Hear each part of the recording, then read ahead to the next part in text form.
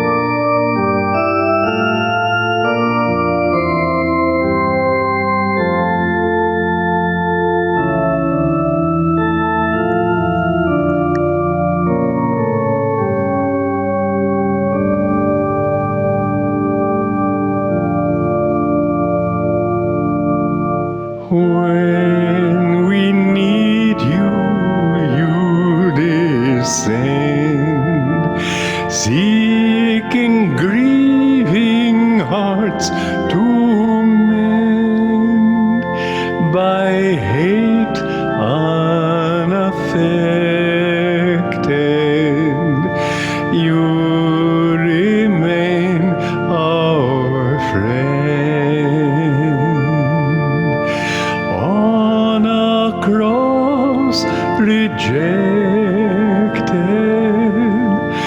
doomed to meet a shameful end, still with love perfected,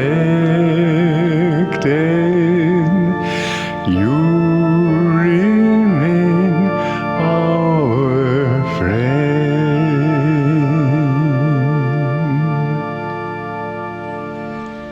Long we fear to face your love, lest our emptiness it prove. Now at last our hearts we give you, who remain our friend. Long we fear to face your love, lest our emptiness it prove. Now at last our hearts we give you, who remain our friend, who remain our friend.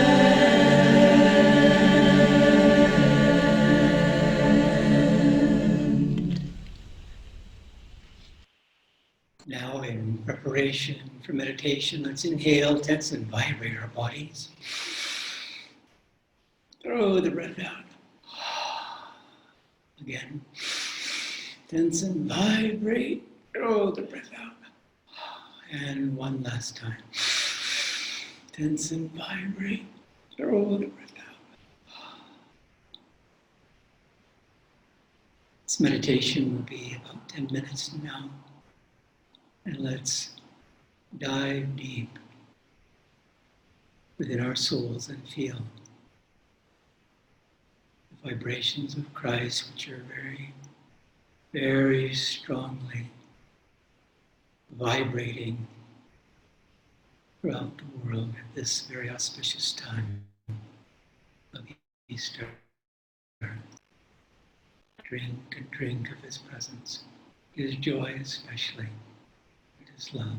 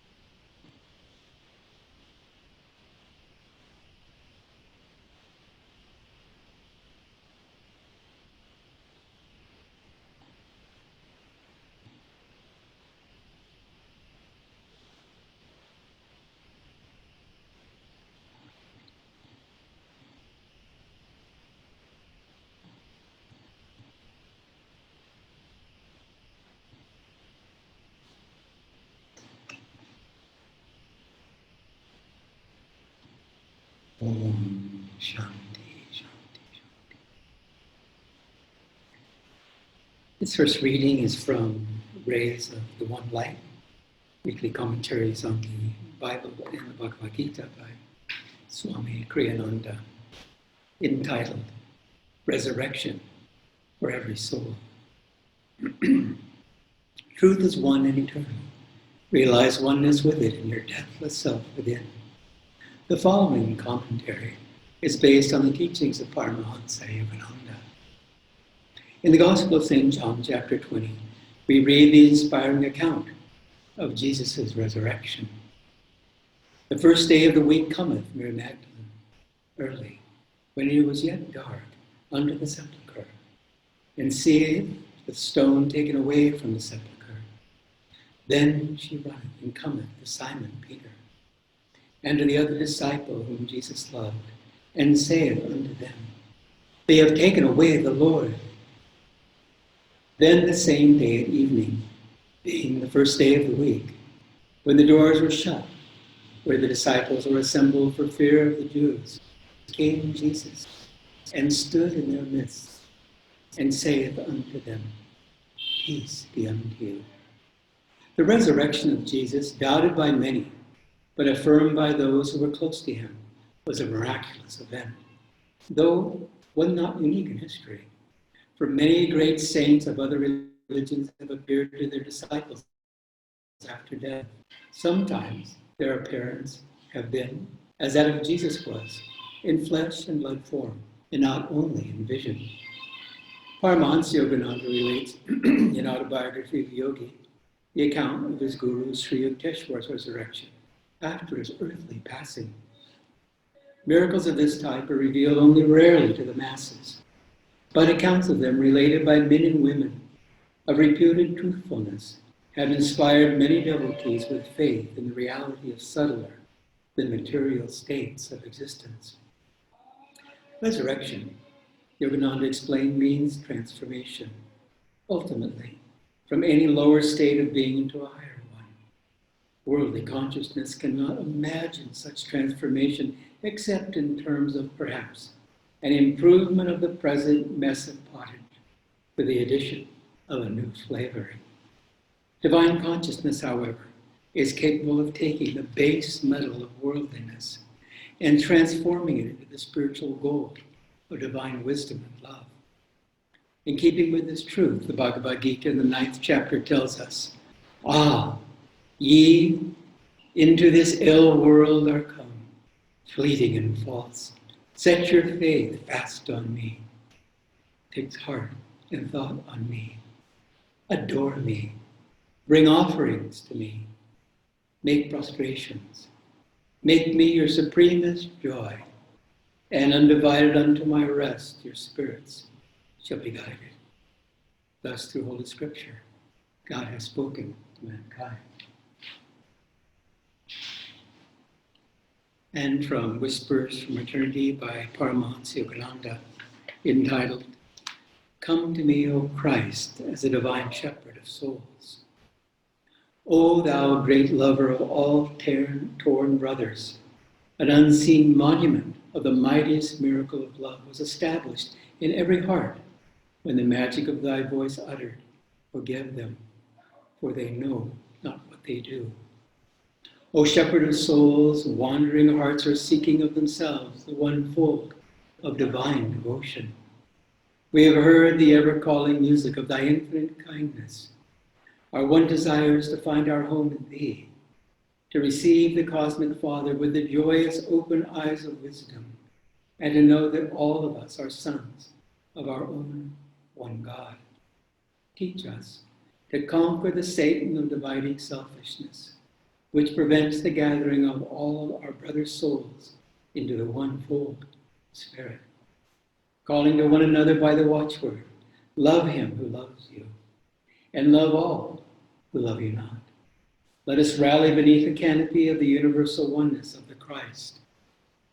Amen. And this last reading is a favorite of ours. It's from Frank Laubach, Letters by a Modern Mystic. And Swami met him in the 70s and was very, very inspired by this very saintly soul. And I remember many years ago, we were having a satsang with Swami there in his dome in the early years, and he was in silence. And yet he wanted to share this little book with us, Letters by a Modern Mystic. And so, since he was in silence, he asked Nayaswami Jyotish to read these letters, and we were deeply moved. And so this is one of those letters. And to give you just a little idea of Frank Laubach, this was a time many, many years ago. He was a Christian missionary there in the Philippines. And he went through a period of some months when both his wife and son had to leave for health reasons and other reasons to another part of the island, and he was extremely lonely without them. And he discovered that even though he had been a Christian minister for many years, he really didn't feel that he had plumbed the depths of his soul and that he was really communing with God in the way that he wanted to. And so he used this time of very deep loneliness to spur him on to begin having a conversation with God, spending time with God in any possible way. And so these letters were over a period of time. Actually, this was then in the 30s, sometime after. And beautiful, beautiful letters that speak of this tremendous experiment of communing with God and making an effort every single day to be one with Him. So this letter is June 15th of 1930, entitled, I Look at People. I looked at people with a love God gave. And here he is in the Philippines, working with the Moros there. I walk out in the street full of Moros, and if my soul is as full of God as it sometimes is, I see what happens as I look into their eyes and pray for them. No man need try to persuade me that God does not reach them, for I see the thing happen. And now I know that every person we ever meet is God's opportunity, if only we're not so much of the time shut off from God. Last Monday was the most completely successful day of my life to date so far, as giving my day in complete and continuous surrender to God is concerned, though I shall hope for better days. And I remember how, as I looked at people with the love God gave, they looked back and acted as though they wanted to go with me. I felt then that for a day, I saw little that marvelous pull that Jesus had as he walked along the road, day after day, God intoxicated and radiant with the endless communion of his soul with God.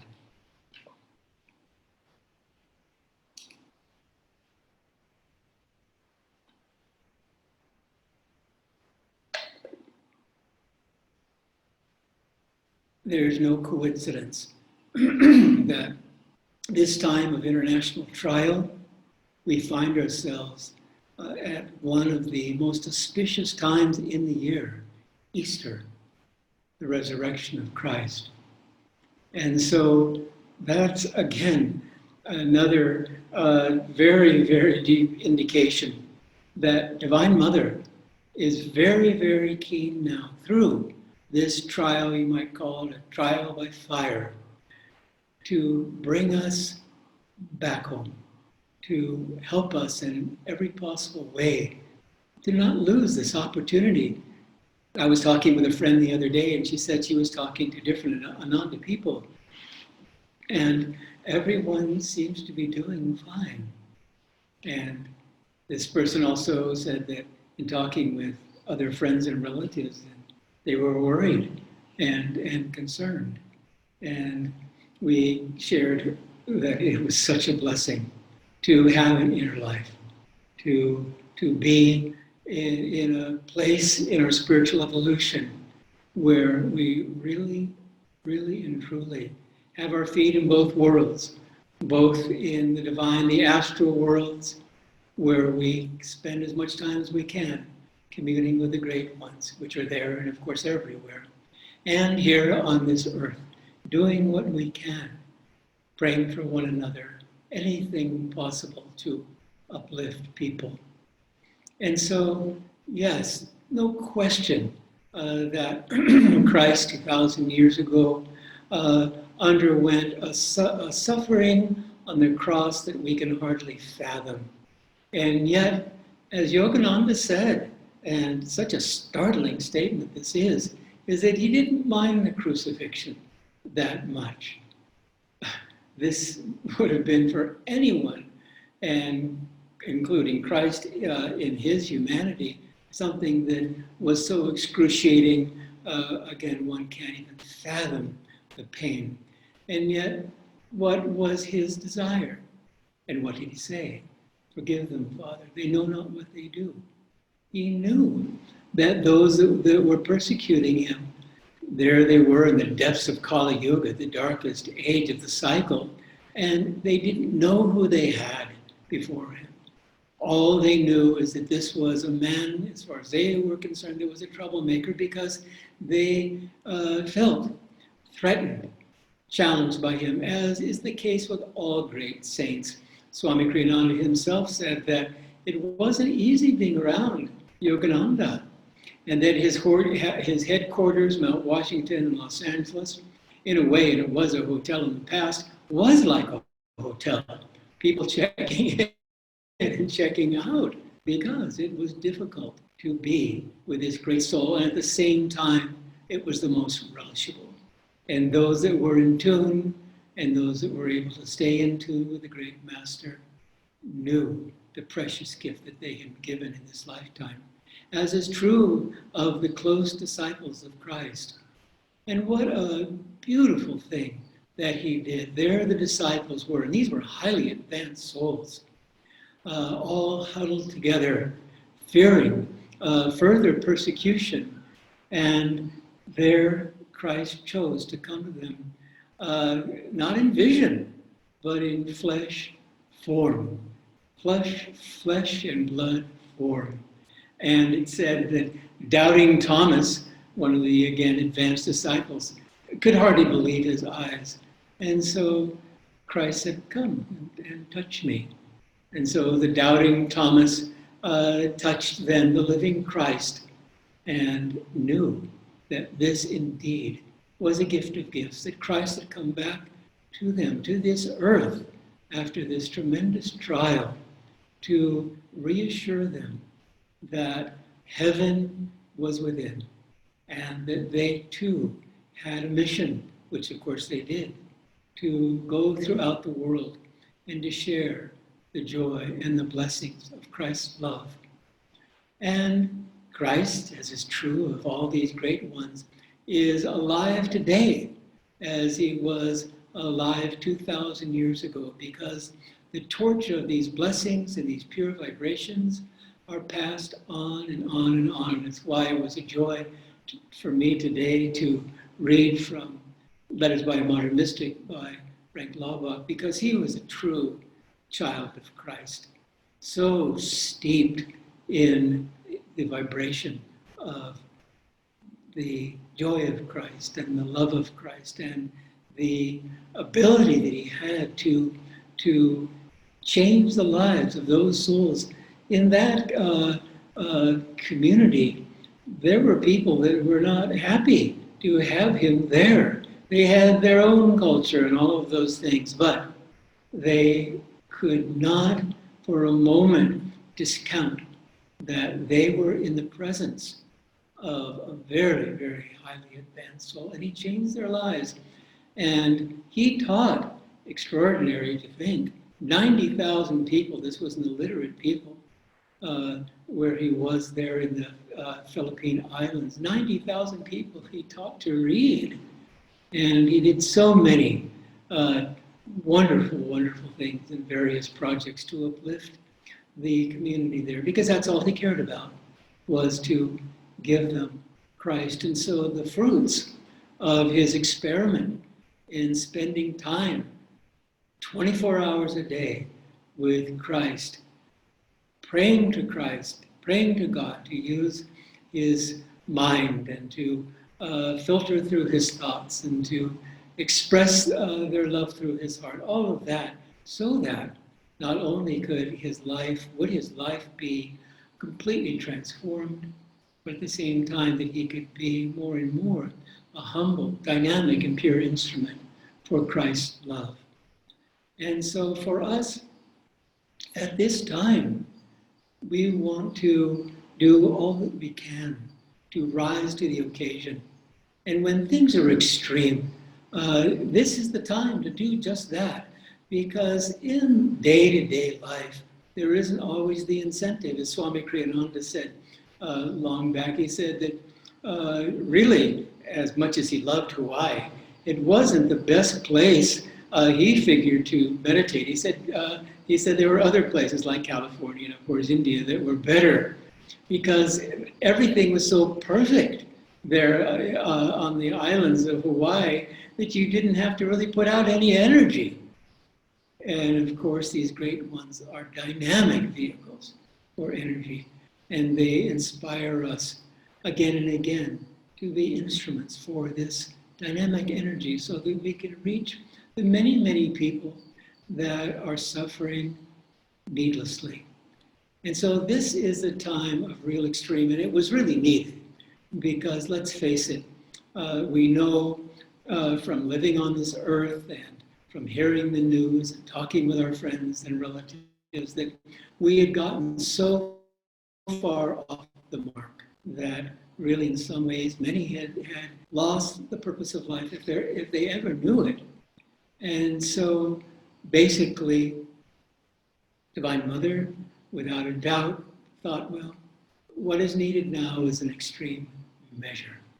But we can thank God that this didn't happen as Yogananda predicted, and I've shared with some back in 1950, 70 years ago, when we didn't have the blessings of all this technology.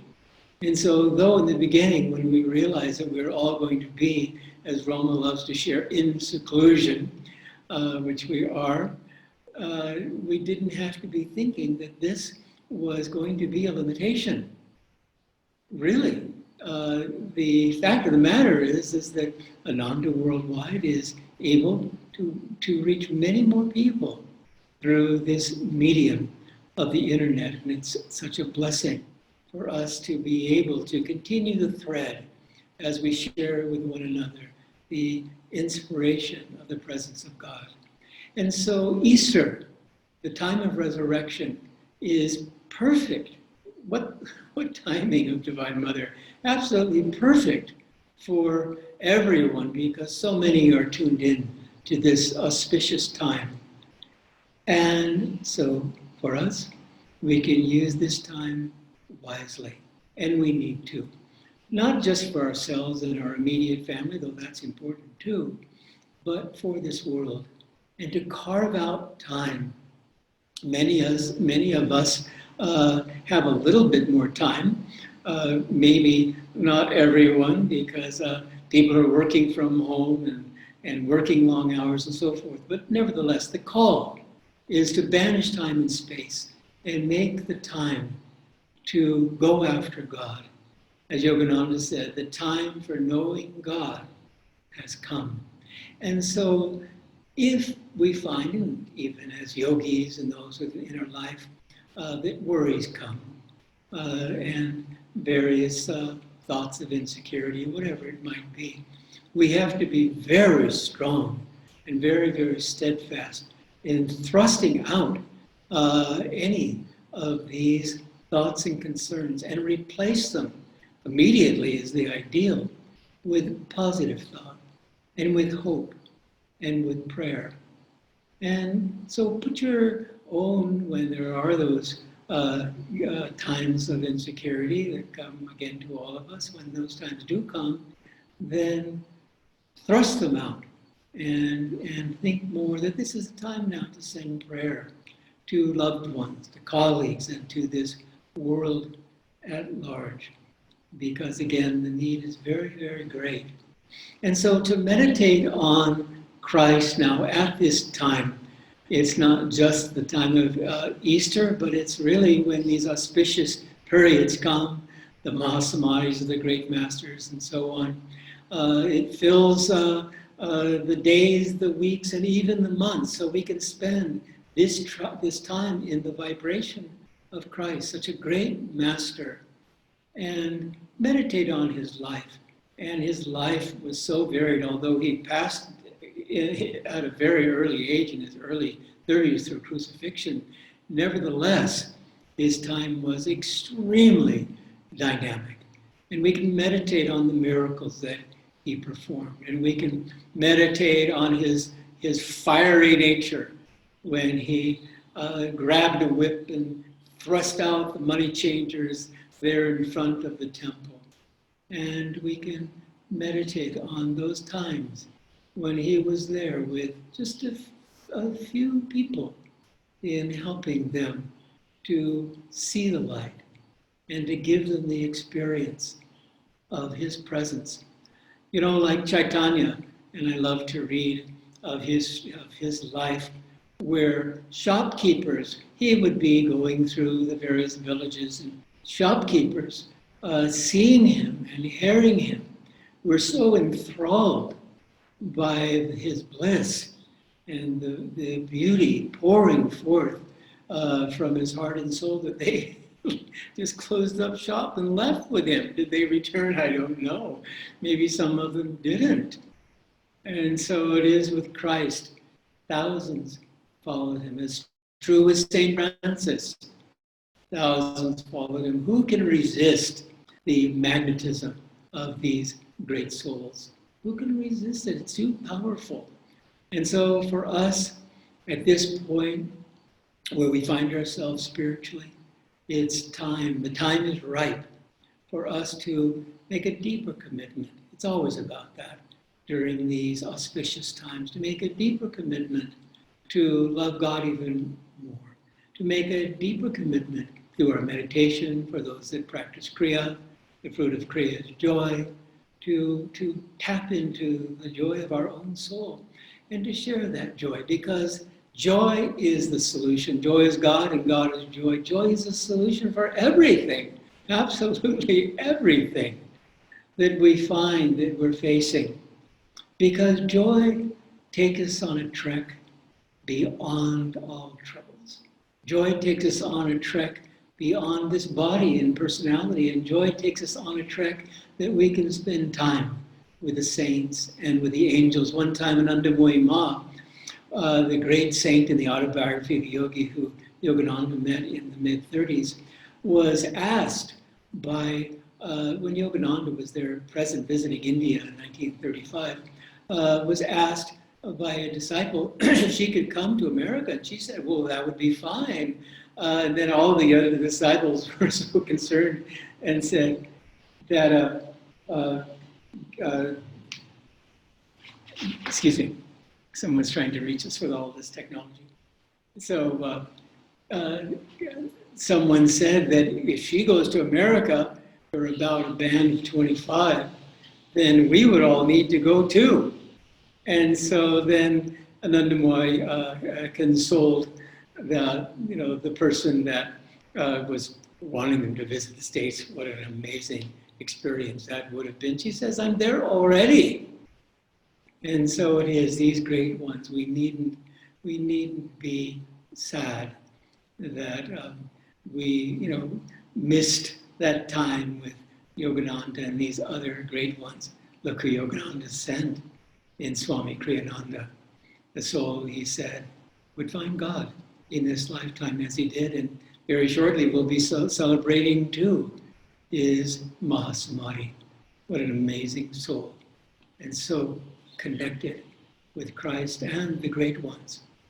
And so during this time, let us do what we can to dive deep inside.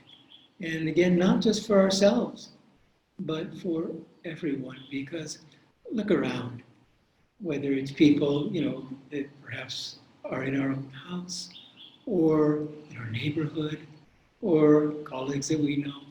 We know of people that are having hard times. And those people's lives can be touched by our prayers, by the light that we send. And so we want to bless you all during this holy season of Easter, and we pray that each and every one of us can be instruments more and more for the divine, because that's what it's all about.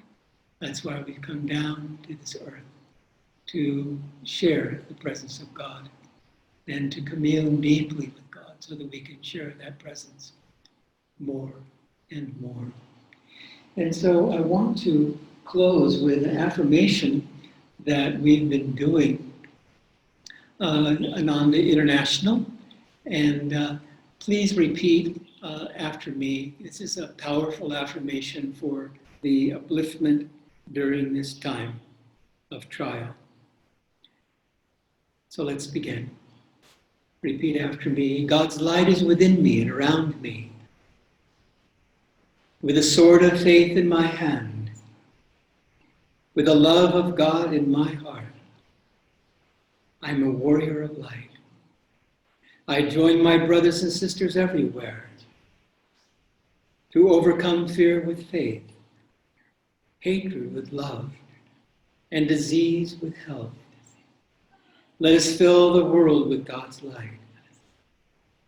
And again, God's light is within me and around me. With the sword of faith in my hand, with the love of God in my heart, I am a warrior of light.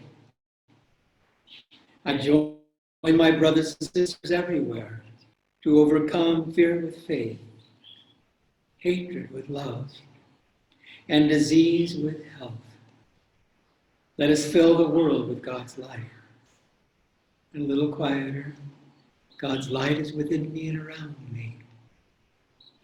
With a sword of faith in my hand, with the love of God in my heart, I am a warrior of light. I join my brothers and sisters everywhere to overcome fear with faith, hatred with love, and disease with health. Let us fill the world with God's light. And now whispering, taking it more within. God's light is within me and around me. With a sword of faith in my hand, with the love of God in my heart, I'm a warrior of light. I join my brothers and sisters everywhere to overcome fear with faith, hatred with love, and disease with health. Let us fill the world with God's light. And now silently, God's light is within me and around me. With a sword of faith in my hand, with the love of God in my heart, I'm a warrior of light. I join my brothers and sisters everywhere to overcome fear with faith, hatred with love, and disease with health. Let us fill the world with God's light.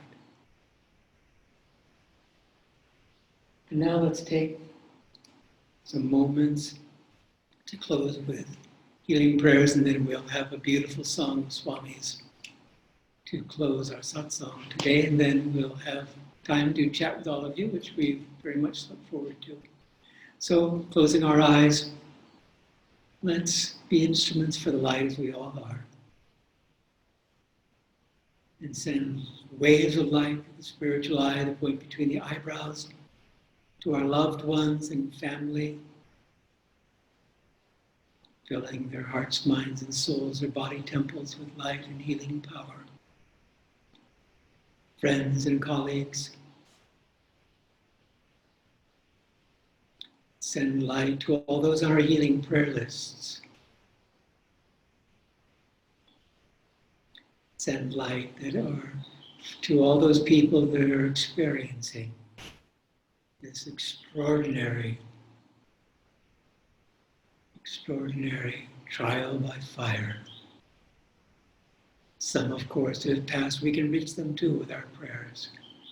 The loved ones that are grieving, of their passing, those that are suffering from this epidemic, yet at home, in hospitals, wherever they might be.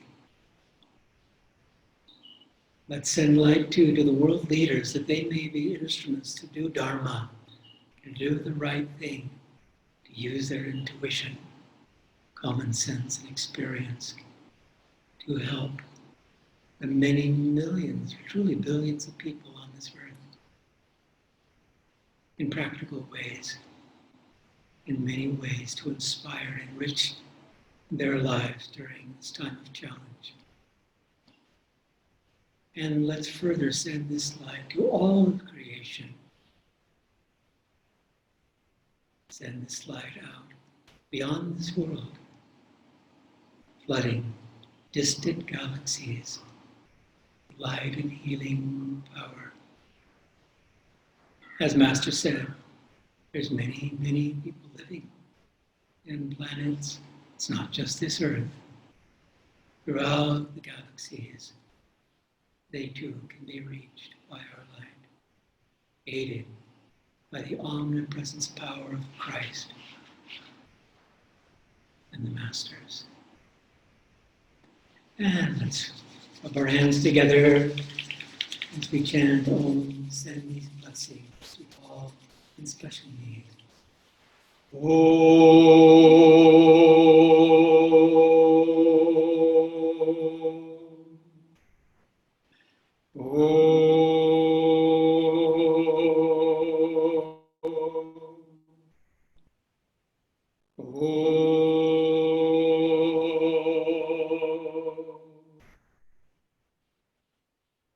Holy Father, Divine Mother, friend, beloved God, Jesus Christ, Babaji Krishna, Vihariya Mahashaya, Swami Shri Yukteswar, beloved Guru, Brahmans Yoganandaji, saints of all religions, beloved Swamiji, beloved Christ, beloved Divine Mother, may thy love shine forever upon the sanctuary of our devotion.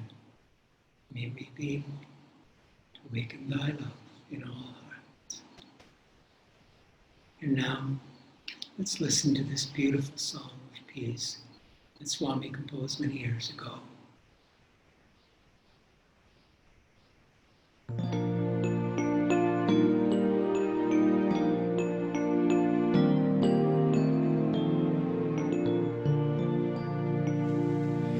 Peace gave us the mountains, peace gave us the sky.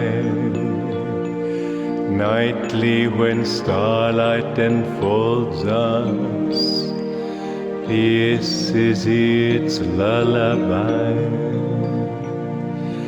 Amen.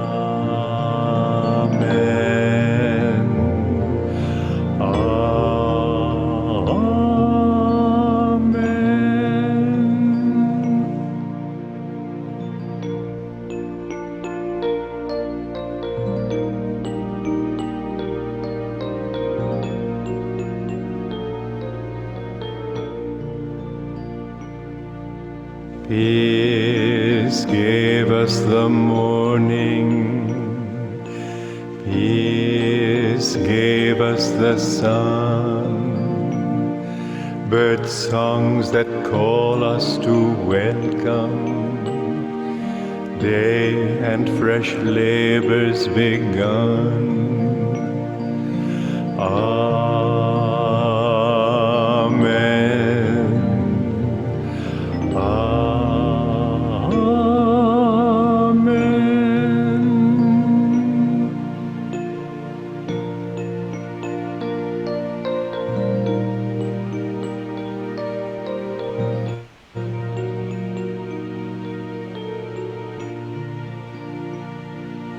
Peace gave us the seasons,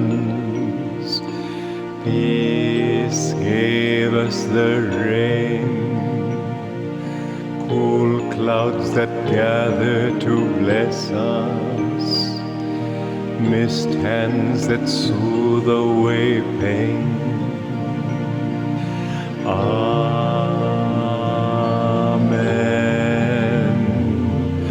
Amen.